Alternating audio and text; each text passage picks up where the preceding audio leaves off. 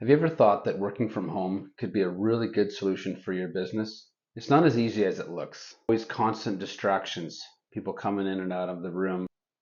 The problem is that really eats into the productivity of a day. So I've got a few real good tips and tricks. I think I got 5 or 6 tips and tricks that we put together on our blog that will help you be more profitable and more productive during your day. You need a designated space, and maybe you don't have a room that's going to work for you. So what do? Well, you create a small space in the corner of your living room or the corner of your kitchen. They're very small sacrifices, or one in the garage that's just for work.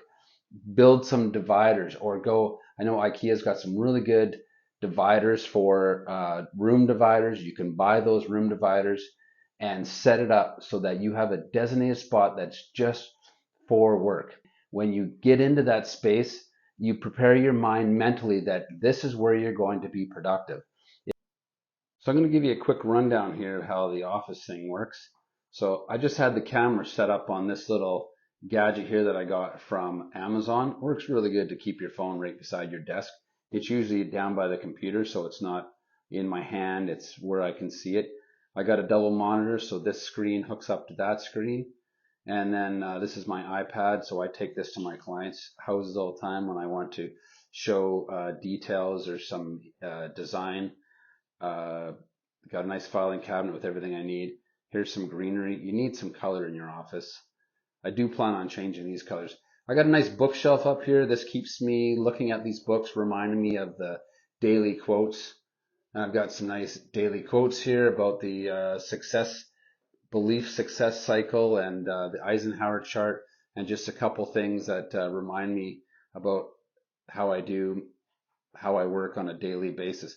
So this is the workstation. This is where I do all my drawings. I've got my rulers, and I draft up some kitchen designs and some ideas, just some concept stuff. And this is my standing desk. So right now it can go a little bit higher, but it does drop right down so I can sit in the seat. And then look over here. This is a nice IKEA wardrobe that we keep all our business stuff in. And this is my backdrop. So if you want to have a nice Zoom backdrop or do some filming or editing, this is a nice backdrop. I think this was like a $30 purchase on Amazon. So really, really good and professional. And it keeps me motivated. This is the door to my house, and this is the door to my office manager's office right in here. I can give you a quick peekaboo in there as well. So this is the office manager's office space here, and this is where all the daily activities, accounts payables, receivables, payroll, emailing, all the business stuff gets taken care of here. Really good printer as well. This is a Brother LaserJet, probably the best printer I've ever bought. We've probably been through 50,000 pages so far on that printer. This is our color printer, and these are great IKEA filing cabinets. It's got a personal lock on there so that employees aren't getting in, staff's not getting in, the kids aren't raiding this, because there's a lot of information that we keep in there. And then this is where I keep jobs organized. So each customer has a design folder that this is easy access, pull out. If we want to just review some of the notes, they're all written in there, or some design. And yeah, then this is our gym. Another great tip is to set clear boundaries. This is my office. This is not the sewing room. This is not the arts and crafts room. This is a clear boundary that door, when that door is closed, I'm working. I have a do not disturb sign on that door, because if I'm working, I don't want people coming in here and asking me things that aren't productive for the business. And take regular breaks during the day. When it's 5 o'clock, we're shutting down shop. I am shutting the computers down, and I'm going and spending time with my family. I'm going for a walk. I'm doing the things I want to do. And set a schedule. This is my work schedule. I start at 7 a.m. and I'm done at 5. That's my schedule. I take a break at 10 o'clock and at noon and at 2 o'clock. There's my schedule. Simple. If I don't maintain that schedule, I get burnt out. I go, oh my goodness, why am I so hungry? Oh my goodness, it's 1 o'clock. I haven't even taken a break yet. And make sure you stay connected. It can be lonely in your office.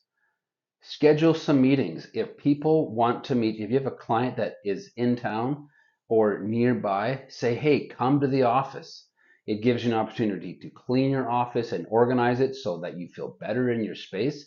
And it helps bring that personality into the office. People look around and they see how you run your operation. It's very encouraging for clients to come in here or staff to come in here and actually see me working. And I think that's really important. And not only that, but just that human connection is important. Create a Zoom call or get on the phone and make some phone calls. Don't sit in here by yourself. It's a lonely world out there if you're going to sit in your office and not stay connected. So keep in touch, build those relationships. It's important to get dressed for work. You might think, well, yeah, why wouldn't I get dressed? Well, if you're in your home, you could work in your pajamas. You can work in your underwear if you wanted to. But getting dressed for work prepares you mentally to know that you need to come here and get to work right away. What if people come over? What if you have a client that comes to see you or an employee that comes to see you and you're sitting there in your shorts? People aren't going to take you serious.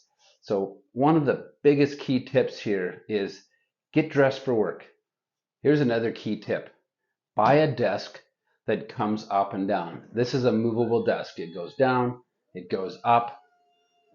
Another way I like to stay active is if I get a phone call, I'll go for a walk in the backyard or I'll go for a walk on the street so I can stay active walking, and it's good for your mental health. Very, very key tips. So go to our blog, read up on it, and good luck out there.